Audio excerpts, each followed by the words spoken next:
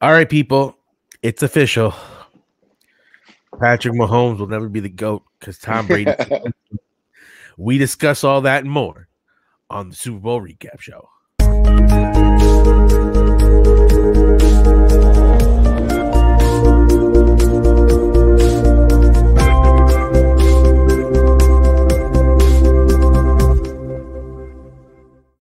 What's up, guys? It's the talented Mr. Taco here with Ricky talking some Super Bowl stuff. Ricky, I think I got to let you get in first before I go anywhere with this one because you were the one saying Brady the GOAT. You were the one saying Brady's going to win this. You were saying your heart said Brady, but you didn't know if you could put your wallet behind it. And looks like you won in both ways, both with your heart and your wallet, as we saw the couple of good parlay bets that he put victorious on IG for you guys. Make sure you peep that out. Same as plug. Follow us on our Instagram. Second of all, you get the bragging rights here as you pick the GOAT winning it all. So break it down for us. What happened?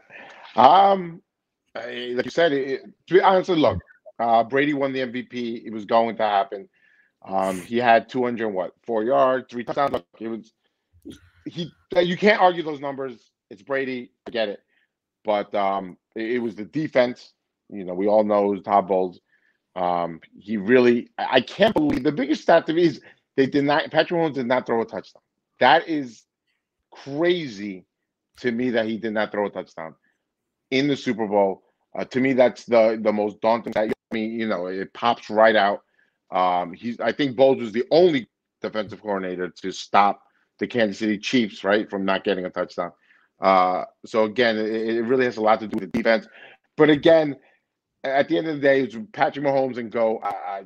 Again, when you're talking about someone that's going for the 7th time at 42 years old, that's what I felt. I felt that he was just not going to lose that game. Somehow he was going to pull that game off. I thought it was going to be much closer. I did not expect that. Honestly, it was just a blowout. It was Kansas City never had a shot. And it was actually really crazy to see something like that happen. I did not expect that, to be honest with you. I have to say it, and I'm glad that you mentioned it because I feel like he was the least recognized person that did the most for the Super Bowl victory, and that's Todd Bowles. Todd Bowles' game plan from the beginning was fantastic. Everything that he did to contain Mahomes, from the way he sent pressures, from the way he had every single one of his guys ready to go for the task at hand and did not let it haunt them, stop them, even make them quiver. They went at Mahomes. They made him get out of the pocket. I think if one thing that we saw, it was Mahomes scrambling out of the pocket for a dear life, trying to throw the ball away, or he'll finally get the ball off after being chased by 4 guys, and he'll hit a receiver in the hand and doink, go out of bounds. So there was a lot of bad drops. Kelsey had a horrible game. Kelsey definitely did not play good. He didn't bail out his quarterback at all. Hill tried to make something happen, but there really wasn't much there. McCole Hardman had a horrible game. He didn't do much. The running game was not there at all. They did not. It was invisible. They didn't do anything at all. They again. That's what worried me. That's what probably helped them the most was not having the offensive line intact. You saw the difference there. Like you said, Mahomes was scrambling. There wasn't much Mahomes could do. I know. Listen, but at the end of the day, it's going to fall on Mahomes. If Brady would have lost, everyone would have been talking about Brady. So again, if it falls on Mahomes, he's got it. He cannot go to the Super Bowl and not get a touchdown. I agree with you. That is really bad. But I don't know much more that he could have done when, one, you have all the drops that he had.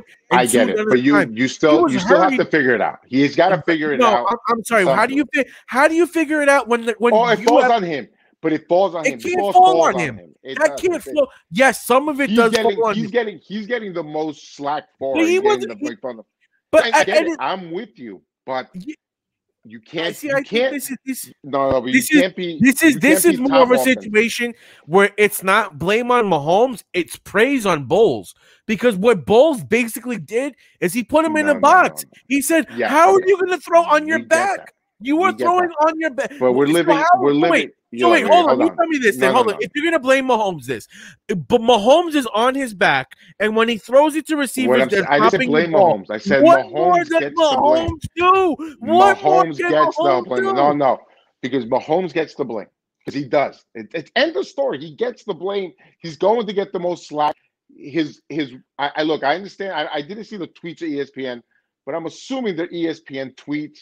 I'm assuming it can't be that bad, Steve. And for his family and them to get, I get it, it's their son, his white husband. I don't know. That kind of comes with the territory. Oh, I'm not sure if you heard, like the mother and the wife sent out. Going at Giselle. Right. So what I'm saying to you is that is that's I get it. But what I'm saying to you is he's going to get the blame. He's going to get the slack. They're going to say, hey, everyone say you can never be the GOAT again. I mean, that is crazy to say. I think that's a different conversation. I'm not questioning that. Brady did what he had to do. Brady right now sits on that pedestal. But what I'm saying to you is that the blame is going on Mahomes. Okay, here's my question then. What could have Mahomes done to change the tide? Because Mahomes wasn't calling the plays, and the running backs weren't showing up. The receivers were dropping balls. He's going to get the blame. On how many percentage of his plays. It's not like he sat back and had a clean pocket, or even was a situation where he could step up in the pocket. Time and time again, they had a collapsed pocket. He's still going to get the blame. He's still getting the blame for it. The blame, but my question to you is not what the critics are going to say. My question to you is, what could have Mahomes done different to win that game? Because he was running out of the pocket, he was avoiding every sack possible. He was getting it to receivers that were dropping the ball. He's had Eric Fisher and his other right tackle come back again. Steve, it's you love Mahomes, so you're making every excuse for it. If this was Brady and he had that type of game, you would have been ripping Brady apart. Stop it. Mahomes could have. Mahomes had to make a play. Mahomes had to drive him and get a touchdown. He had to do that. You cannot go to the Super Bowl. And in this moment, the huge game, the GOAT versus the future GOAT, you cannot show up and not throw a touchdown, not get your team into the end zone. That is really bad. And I get with you. Maybe they should have gone for it in the fourth, but that is really bad to do. That's a bad look on Mahomes. That falls on Mahomes. It's his offense. He gets the praise when they destroy. And you have to give him the blame when they don't show up to the Super Bowl and get one touchdown at all. We could praise balls We could praise balls, and the first thing I said was balls. They had 10 QB hits. They hit the quarterback 10 times. All right. Okay, he dropped back 50 times. 20, bro. So all I want to say is this: yes, Mahomes does take some blame because obviously, if you're playing beyond anyone's level, then this doesn't happen. But at a certain point in time, Todd Bowles game planned his ass off, and some of these guys just didn't show up. And Mahomes, I mean, honestly, I think the biggest thing that I didn't see from this offense and from this game plan was I didn't see screen passes. I didn't see swing passes. I didn't see, okay, they're blitzing us and coming through and crashing this line. But if you saw, they switched it up. He switched it up. Bowles switched it up where he was zone sometimes. And he was switching up from down to down. I understand that, kept them but they didn't do enough to engage what they were trying to do is they were trying to hit too many home runs, and they were showing it. They're covering Hill downfield. They're covering Kelsey downfield. So what you got to do is you have to have someone going underneath, like Romo was saying that they started doing a little bit more towards the second half. You have to have someone coming underneath to draw those defenders down and then open up one-on-one matchups for either one of the two. Or your third option, which is either going to be Watkins or Hardman, had to step up and make him play in one-on-one coverage. One of those guys needed to make a play for their quarterback because they had to be single coverage, because you can't have Hill double covered, Kelsey double covered, and then telling me all these other guys are being double covered. So one of these guys had one-on-one coverage, and they needed to make plays, and they didn't, and then they didn't have enough time. So I think one thing also, it really shows the benefit of having a good offensive line. And to me, the killer was the timeout towards the end of the second half. That was a really bad timeout to me. At that point, you let the clock run. To me, again, who am I? Andy Reid is Andy Reid. But I'm just saying, normally what I've seen in football throughout my years is you know what? Hey, this offense, we don't want to give them shots or time. And yes, I understand you have an offense that can come down in a minute and get, but at that point, you're already so low that you might as well just let it run, make sure that they don't get anything. And that really killed them to me. That gave Tom, that extra touchdown. That to me was the killer. That to me was the nail in the coffin. Even though I did think, hey, listen, Kansas City could come back. It felt different from times where Kansas City played bad, but you saw, hey, okay, they're getting down the field. They're just missing. They're about to hit. There was no here missing. They were not missing anything. They were those field goals they needed to go because they were lucky that they got there. So it felt different from the game start. A lot of times, when you see these things, you say, oh, they got punched in the mouth. I don't think they got punched in the mouth. I think they were just getting jab, and then Tampa hit him with that left hook. It was honestly, it was the worst game of Mahomes' career. I mean, that's statistically proven. Well, of course. It was the worst game of his career. But I don't think it's like jab, jab, jab. I think it was more of a wrestling match, and they were expecting it to be a boxing. They came in ready to counter punches, and meanwhile, these guys are like, fuck countering punches. We're just gonna grapple you. We're just going to take you in our arms, and we're going to go from there. As you saw from the 10 hits, they were trying to get a hat on Mahomes like the old way was to stop Brady. When you stopped Brady, was you put a hat on Brady, you make him feel your presence, you make him, see ghosts and have to duck out of the pocket and force him into bad situations. And they basically ran the Brady playbook. It looked like the Giants defense versus the Patriots all those years ago, the way that Todd Bowles was running that defense, because he wasn't sending like too many exotic blitzes. He had 4 guys down, Shaq Barrett, he had JPP, you had Sue, you had Vita Vea, and these guys were dominating at the point of attack. But what I'm saying to you is at one point before that last touchdown in the second half, it was 21-9. You did not, I did not think, oh, this game is over. No. It's, you know what I mean? So what I mean when I say it's right where they wanted it. They were in it. Kansas City was punching along. Was staying in the ring, was staying in there, but then that touchdown and a half was the one. What I was thinking is like Kansas City was trying to punch, but Tampa Bay was more like it was like MMA. They're like, this ain't boxing, this is MMA. We're gonna use a whole bunch of different styles on you that you haven't seen before, and they just weren't able to adjust because they were never able to adjust, and they never found the rhythm. And that was one thing I think about Andy Reid that we were mentioning is how well they were adjusting, how great these play calls were, how he was this great genius. But now when it came to game time, it was the complete reverse of the first game where it's like the script was flipped. It wasn't the blowout for Kansas City. It wasn't a track meet anymore. We're not seeing Tyreek Hill do backflips into the end zone, throwing peace signs up to Antonio Whitfield. It's the reverse of they're getting into his face. They're stopping him from getting big plays downfield. And I think that was huge. And I'm wondering if this is now maybe the blueprint of, hey, everyone's going to follow. It's the blueprint. It's a blueprint that beat Brady. It's the same blueprint. You have to have, so this line. Is what Mahomes is going to see next year. And listen, especially in his division, their teams are building their team in order to beat this one guy. That's how good Mahomes is. But again, I think now, hey, how is this going to go moving forward? How does he take it? He's been nothing on the success ride. Everything's been, roses. Now he finally. Well, I mean, most of it. No, he had the loss to Brady in that. But that was even that was. Well, he didn't get the ball. Because that was like they came back and took the lead, and then overtime Brady got the ball. Brady took it down and won. So that had to leave some sour taste in his mouth like this. But I think his conversation. This was again. You said it in the beginning. I think this to me. I said it last week when we were talking.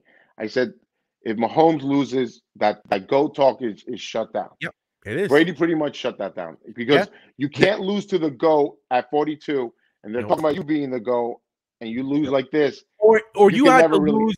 You had to lose in one of the most epic games ever, where it's just like, damn, it was just the last guy with the ball, or that was a 49-yard field goal wins the game. Yeah, What are you gonna or do? a punt return touchdown seals the deal. It had to be something crazy like that. But I definitely agree with you. I think that what happened is Mahomes will put himself in that conversation with the Peyton Mannings and the Aaron Rodgerses, which isn't bad company to be in. And Tom Brady has now put himself in the conversations with the Serena Williams, with the Michael Jordans, Tiger with Woods, the Tiger Woods, with the LeBron all-time James. Muhammad Ali's. I can't put LeBron James there because that's where No, Michael Jordan is. well, no. He's not. He's not. He's up there too. LeBron's not better than Michael. So how can I put him top? Yeah, I guess you're right. So there's levels to this, and he's on the Jordan level, not the Kobe level, as they say. LeBron is like kind of like his. LeBron will be his own level eventually. It'll be the Jordan level, the LeBron level, then the Kobe level. Yeah, that's a different story. You're right. He probably needs to win another one, and then. I mean, if he wins it this year, though, oh my God. And that's a different story. That's a whole different podcast. But yeah, you're right. He Mahomes is not going to be able to overtake Brady again. They can meet up. It's very easy. They can meet up again. Unless he goes crazy and ends up winning like 8 Super Bowls, like yeah, but he's gonna have to do something that's unheard of. This to me made me even more realize that's not going to happen with Mahomes. What we're seeing with Brady, it's not going to happen with any quarterback. What we're seeing with Brady is once in a lifetime. I don't see a quarterback getting to 7, 10 Super Bowl. I don't see that. And here we keep the hamster wheel rolling. They say Trevor Lawrence is once in a lifetime. No. I can't believe that. I can't believe even Trevor Lawrence. Urban Meyer's gonna be there. They have picks. He's the chosen one. So again, that's a different story. As they say, records are meant to be broken, and we will always be chasing those next record breakers. But for this Super Bowl, Tom Brady owns all. He is the official GOAT. There is no team in NFL history that has won more Super Bowls than Tom Brady. He's won 7. Steelers are at the top with 6, and I think another 2 teams have 6. No other team in NFL history has more Super Bowl rings than any team. So I think that puts him alone in a level of NFL history that I don't think anyone could possibly reach. I don't think so. So, like Jordan, like Kobe, like LeBron, like Brady, we got to enjoy it while it lasts. Even though we hate these guys, sometimes we have to give them their roses while they're here because what he's doing will never be seen again. And he will forever be one of the greatest that ever played this game of football and is one of the best champions in the American history. He's up there again being talked about with the greatest. He's the greatest athlete of any sport. Yep. I think that's a fair question to ask him now, Brady. It's probably a fair question to ask last year, when he was number 6. But again, this just solidifies that he's up there, like you said, with people that you're never going to see what they do in the sport. Again, I don't see anyone getting close to Brady. I know we were talking about Mahomes 3-4. It's he needed to win that one. Yep. Football is the hardest sport to win a championship. 7 Super Bowls is like 14 NBA championships. Really, it's like double the amount of championships you get in the NBA. That's how much 7 Super Bowl means. Sorry, I think you've just said that Brady's better than Jordan. Yeah, so the only thing with me with Jordan is he like Brady is great, right? But there was a time where Brady, people didn't like him because he's from the Patriots. The people don't like the Patriots, so on and so forth. People that didn't like Jordan. Yes, a lot of people didn't like Jordan. But what I'm saying to you is Jordan transcended a whole culture sport. Jordan, as we saw in the doc, he changed everything about a sport. He changed everything about how athletes are looked at and basketball players are looked at. We're not talking about icon. We're talking about players of sports. I think that comes all together. I feel like you're bringing the outside stuff in there because that's all part of it. What you told me is that one football championship is worth 2 NBA championships. So essentially, he has 14 championships to Jordan's 6. Okay, but no. But what I'm saying to you is that when you're talking about athletes, you're talking about everything they do. Not just numbers. It's not that, Steve. I'm talking about athlete. I'm not talking about icon. Yeah, but that's not when people talk about the greatest athlete. The waters get funny. Them. I'm talking about just athlete. Like you have to compare it to like the Wilt Chamberlains, like the top winners of ever. No, because that's what I mean. Let's athletically keep it. Let's not talk about the things outside of the arena. Because it's not. That's not how they look at it when they talk about an athlete. An athlete is everything. But that was my question. That's what they. That's what they talk about. What I'm talking about is athlete. Who is the best? No, he's the biggest icon. It's impossible to say because what Tiger Woods did in golf is better than what Brady did in Jack Nicholson has more. Jack Nicholson, he's been chasing Jack. Jack has more than him. But again, no NFL player has more rings than Tom Brady. I get it, but what he did for me also, it's sport. It's a team thing. Tiger Woods is not, right? It's all by himself. It's all on him. Brady has help all around. That's what makes Brady's story even better. He has more rings than any team in the whole sport. I get it. In the hardest sport to win. He's the greatest athlete of all time. I'm not someone that's a Google fan that just looks at stats. I'm not. I encompass what they've been through, what pressure they have, what's outside. How are you going to talk about it's not just about numbers, and that's it. It's because outside interference affects a player on the court. If you don't think LeBron James had the most pressure ever, you can think Brady had no pressure coming in. He was a nobody, drafted as a nobody. Then he came up and he did. Hey, he was called block. It's a different story when all eyes are on you and you are asked to be. And no way, it's a big difference when all eyes are on you and you're the one being known as the king before you even take a step in your sport and you fulfill that and 10 times fold. That again, James. That's something Brady would never have to see. That James will never be. James will never be. Again, I'm not saying that, but Steve. If you're that someone that's so naive to think outside forces don't affect, we're not talking about obviously they all have different outside forces, and with Tiger Woods, I can't talk about numbers. Outside forces though. But I can't talk just about numbers. I'm not going to do that.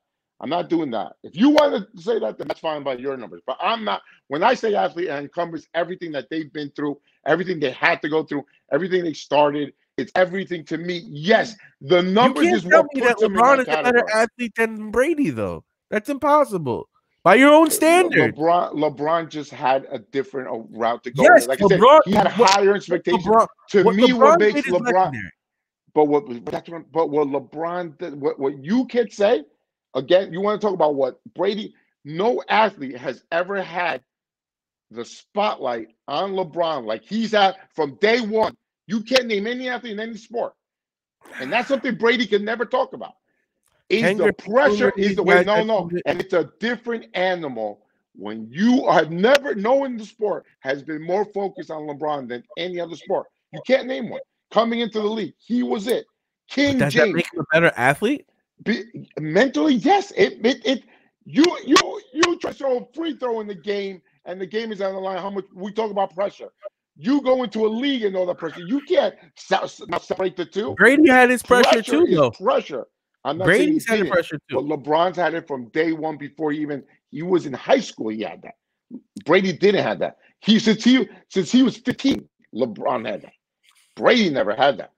If you want to talk about athlete with most pressure, yes, that's LeBron James. If we're talking about greatest athlete ever, I cannot say LeBron James. LeBron James is not better than Michael Jordan. I'm not breaking up in categories like that. Pressure, stats, significance. I'm not doing that. So you think that LeBron James? So right now, I want to have you on record. You think LeBron James is better than Jordan? That's what you just said. No, I didn't. The pressure. LeBron's had more pressure than Jordan. Again. So he's a better player. Me, LeBron, but Michael Jordan dominated a sport in the era that I've never seen before. If he doesn't leave, so what you're saying is that Jordan and LeBron are both better than Brady, and Brady doesn't deserve to be at this table because he never had pressure. You're the one saying that. No one's saying that. You're the one. Because he never had pressure. He doesn't deserve to be at this table. I'm just saying. What about Serena Williams? She's playing by herself and winning crazy things. and she's got to be in the situation. Tiger Woods as well. But when you separate, you have to encompass everything that they go through as an athlete. Like Brady had the suspension, deflate gate. No, for me, Brady, one of the biggest Brady's attributes is that he was a nobody. They drafted him as a nobody. When he got his shot, he never let go. Okay, he took a shot. So to me, that shows a lot about Brady. But again, it's just a different situation, right? From than what all these other. So I just tell you, I encompass everything as an athlete, and not just look at numbers. So who's your top 3 athletes of all time? Me right now, it would be GOAT. It would be Jordan. It would Jordan. It would be Brady. And you want to say LeBron? No, I don't want to say LeBron. No, because I really don't. Because I damn. Like, I'll be honest with you.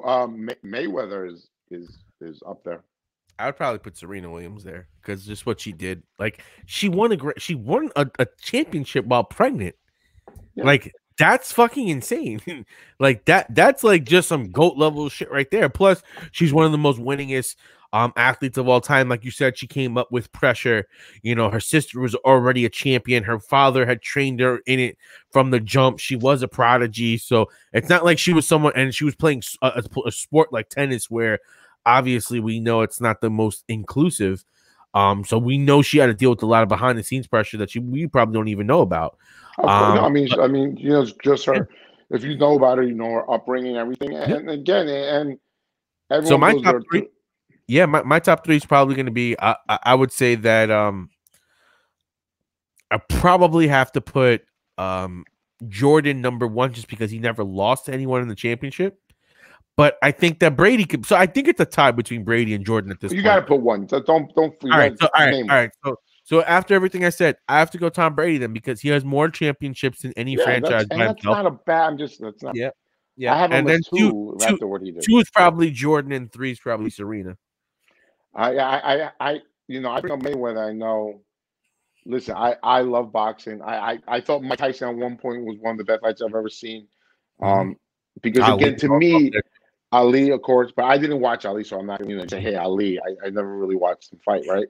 But Julio Cesar Chavez is another one of the greats. But the reason I say Mayweather, again, this is a combat sport. You're going out there fighting. He's trying to kill you, literally. Like, they're trying to hurt you permanently. And Mayweather, you know, you can say however he fights or whatever. To me, I understand, hey, it's boxing. I'm not getting hit. Whatever. People can say whatever they want. But to me, to dominate a sport like he did, there was never once where I looked at a fight and said, hey, he's going to lose. Not even with De La Hoya, not with Canelo. People that I like, not De La Hoya as much, but Canelo. No one I like ever think, hey, they have a shot. I never thought that. Mayweather got in the ring, I knew it was going to be a win. Yeah, and that's what really cemented him as the pay-per-view king, is that everyone kept wanting to tune in to see him lose. And again, what keeps him out of this conversation, I'll be frank, is people don't like, listen, how he talked, how he behaved himself, right?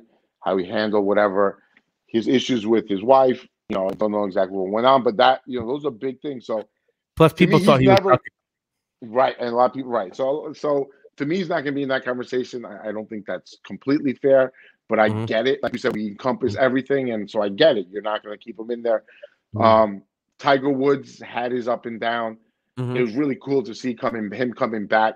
He's another athlete that's always intriguing to me because he did dominate sports so much that they thought it was a foregone conclusion that he was going to reach Nicholson. And to me, for his downfall, if anyone saw that documentary, please go watch it. That documentary is not an ad, but that documentary is amazing. But if you saw his downfall, and for him to come back and win the Masters, I remember coming back from the airport, and Steve, I'm coming back from the Caymans, and I'm telling you, everyone was just watching the TV, watch Woods. We had to wait on the plane. We were all upset.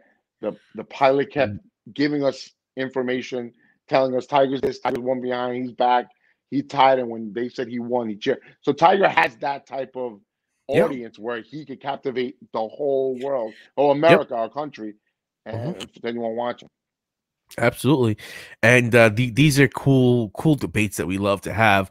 So, we try to make sure we keep them in, especially as they're relevant and they become community discussion topics like this one was. Obviously, it was a Super Bowl matchup between, Yeah, an up and coming star and a certified legend. And I think that, you have to embrace and really love matchups like this because you really don't get them that often. Like, you don't see people like LeBron James and Michael Jordan and Tom Brady yeah, every so often. And we're lucky that in our generation, we pretty much have gone from Jordan to Brady to LeBron, and there hasn't been much time in between. And then you had Kobe in there. So we've pretty much had a legend for the last 20, 30 years, pretty much holding it down. So as sports fans, we've been spoiled.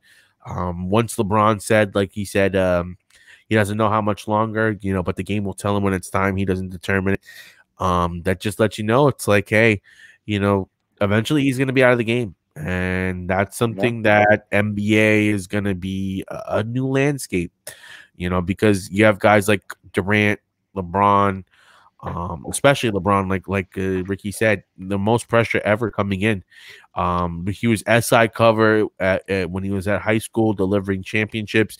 He yeah. came into the league when they still allowed high schoolers to come into the league. He was 18. Yeah, Mhm. And he came in and day one and took the onus of a bad Cleveland franchise, put it on his back, and said, "Come on, guys, I'm gonna show you the way." As a kid, and that's rare. As we watch some of these other kids come up, they just don't do it like him.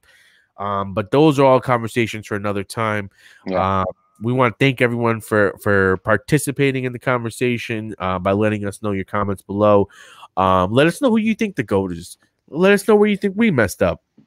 yeah. But thank you guys for your time. Who do we leave out? Yeah, definitely. I think this is a great conversation for Instagram. I think we should probably make a little post on that and try to see if we can get some people's reactions. But on that note, people, we shall see you later. Have a wonderful time. Make sure you subscribe and like the channel. And Ricky, got anything for the people as we head out? Nah, definitely. Thanks a lot for watching. Definitely, you'll see some posts on Instagram. We'll get that up, like Steve said. Huh? Drop us our comments. Hit us on Twitter. Definitely check out our videos and just thanks Yeah, a lot for supporting us. thank you.